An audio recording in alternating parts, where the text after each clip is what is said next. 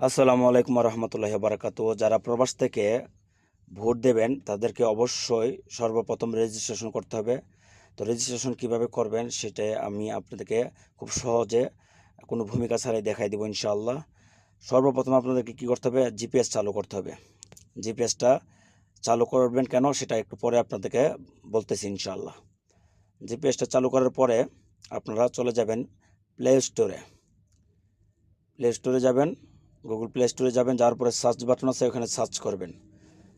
Search বাটনে click করার পরে ওখানে লিখবেন পোস্টাল ভোট বিডি।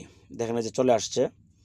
আপনি চলে আসার পর এখানে লিখবেন, লেখার পর এটাকে ইনস্টল করবেন। আমার আগে ইনস্টল করা ছিল আপনাদের সুবিধার্থে। তারপর আপনারা ওপেন অপশনে ক্লিক করবেন, এটাকে ওপেন করবেন। একটু লেট হবে, একটু অপেক্ষা করুন। তারপরে দেখুন এরকম একটা ইন্টারফেস চলে আসবে। এখানে অনেক ধরনের লেখা আছে, তথ্য আছে। আপনারা চাইলে এগুলো স্লাইডের মাধ্যমে আপনারা দেখে নিতে পারেন।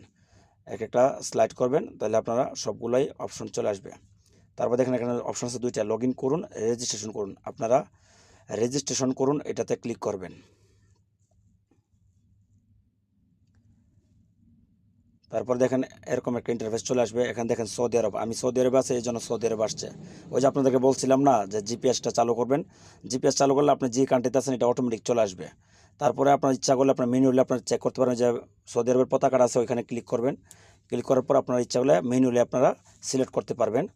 দেখেন এখানে সকল ধরনের কান্ট্রির নাম লেখা আছে। তো পরবর্তীতে দিয়ে দিবেন।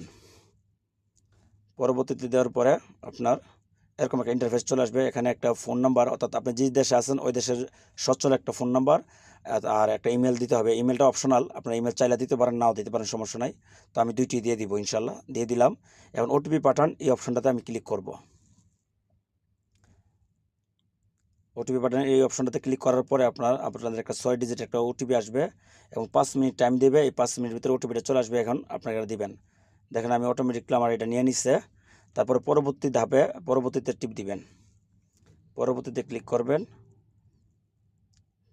তারপর দেখেন এরকম একটা ইন্টারফেস চলে আসবে, যেখানে আপনার দুইটা পাসওয়ার্ড দেওয়ার কথা বলতেছে। দুইটা পাসওয়ার্ড অবশ্যই সেম পাসওয়ার্ড হইতে হবে। একটা ছোট হাতের, একটা ছোট হাতের, একটা বড় হাতের এবং অনেকগুলো ডিজিট সংখ্যা। আর তারপর আপনার হ্যাশট্যাগ এগুলো কিছু একটা দিতে হবে। তারপর দেখেন এখানে লেখা আছে আমি একজন নিবন্ধিত ভোটার, আমার দেওয়ার সকল তথ্য সঠিক এবং নির্ভুল। এটিতে আপনারা সবগুলোতে আপনার টিক চিহ্ন দিয়ে সেটা জমা দিন, এই অপশনটাতে ক্লিক করবেন।